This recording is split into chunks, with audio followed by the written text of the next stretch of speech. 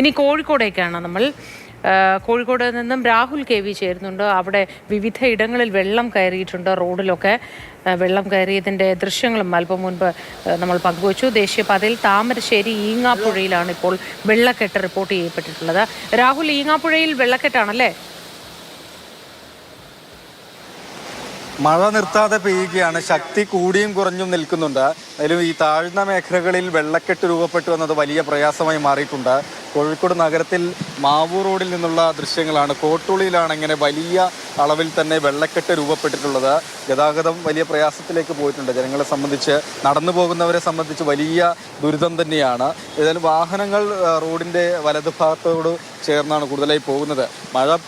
നല്ല ശക്തമായ മഴ പെയ്യുമ്പോൾ തന്നെ വെള്ളക്കെട്ട് പൊതുവെ രൂപപ്പെടുന്ന ഒരു മേഖല കൂടിയാണ്. ഇതിപ്പോൾ നിർത്താതെ പെയ്തതോടെ അത്രയും അളവിലാണ് വെള്ളക്കെട്ട് ഇവിടെ ഉണ്ടായിട്ടുള്ളത്. ഇപ്പം ബസ് അടക്കം വലിയ വാഹനങ്ങൾ പോകുന്ന സമയത്ത് വെള്ളമടിച്ച് അരികിലുള്ള കടകൾക്ക് ഉള്ളിലേക്കടക്കം എത്തുകയും ചെയ്യുന്നുണ്ടെന്നതാണ്. ഇപ്പം നഗരത്തിൽ മാത്രമല്ല, മലയോരത്തേക്ക് പോയി കഴിഞ്ഞാലും ഒക്കെ തന്നെയും വലിയ പ്രയാസം ഉണ്ടായിട്ടുണ്ട്.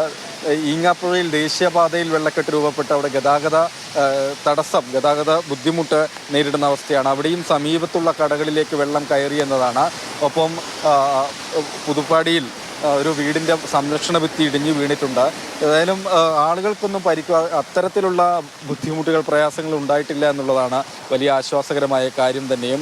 എല്ലായിടത്തും മഴയും അതിൻ്റേതായ ബുദ്ധിമുട്ടും ഉണ്ടായിട്ടുണ്ട്. അതായത് നഗര, ഗ്രാമീണ, തീരദേശ മേഖലകളിൽ, മലയോര മേഖലകളിൽ അങ്ങനെ ഒരു വ്യത്യാസമില്ലാതെ മഴ പ്രയാസം സൃഷ്ടിച്ചിട്ടുണ്ട് എന്നതാണ്. എന്തായാലും നമ്മൾ ഈ കാണുന്ന മറ്റു വലിയ ദുരിതമുണ്ടായ ജില്ലകളെ അപേക്ഷിച്ച് നോക്കുമ്പോൾ താരതമ്യേന ബുദ്ധിമുട്ടുകൾ അങ്ങനെ കുറവാണ് എന്നുള്ളതാണ് ആശ്വാസമായി നിൽക്കുന്ന ഒരു കാര്യം. അതിൽ കാര്യമായി കോഴിക്കോട് ജില്ലയെ പ്രയാസപ്പെടുത്തുന്നത് വിധത്തിൽ രൂപപ്പെട്ടിട്ടുള്ള വെള്ളക്കെട്ട് തന്നെയാണ്. വിദ്യാഭ്യാസ സ്ഥാപനങ്ങൾക്ക് രാവിലെയാണ് ജില്ലാ ദുരന്ത നിവാരണ അതോറിറ്റി കലക്ടർ അവധി പ്രഖ്യാപിച്ചിട്ടുള്ളത്.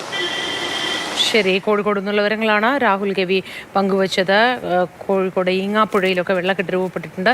താഴ്ന്ന പ്രദേശങ്ങളിൽ രൂക്ഷമായ വെള്ളക്കെട്ടാണ്. മാവൂർ കോട്ടൂളിയിലും അതുതന്നെയാണ് സ്ഥിതി. വീടിൻ്റെ ചുറ്റുമതിൽ തകർന്നതടക്കമുള്ള കാര്യങ്ങളാണ് കോഴിക്കോട് നിന്ന് റിപ്പോർട്ട് ചെയ്യുന്നത്.